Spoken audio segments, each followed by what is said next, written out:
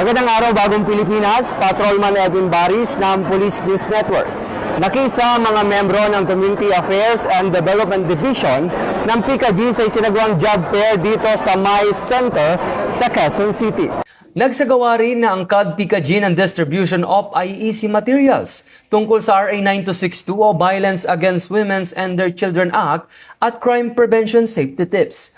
Aabot naman sa mahigit 165,000 na alok na trabaho sa mga manggagawang Pilipino ayon sa Department of Labor and Employment o DOLE.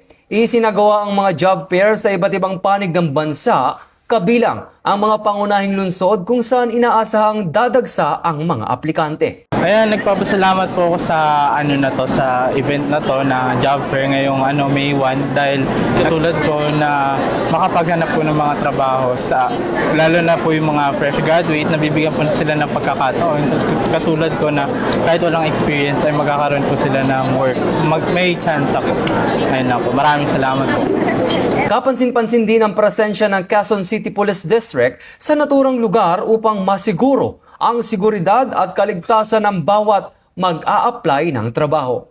Layunin ng PNP na masiguro ang mapayapang pagdaraos ng mga aktibidad at agarang maaresponde sa anumang posibleng insidente. Kami, ang bagong PNP para sa bagong Pilipinas ay nakikiisa sa 124th Labor Day anniversary dito sa MICE, Quezon City.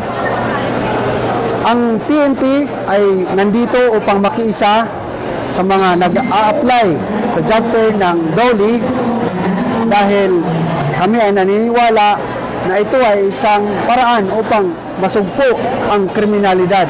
Pag may trabaho, mababa ang kriminalidad.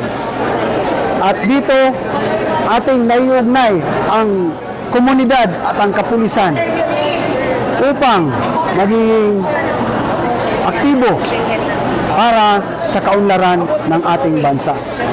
Mabuhay ang Labor Day, mabuhay ang manggagawang Pilipino.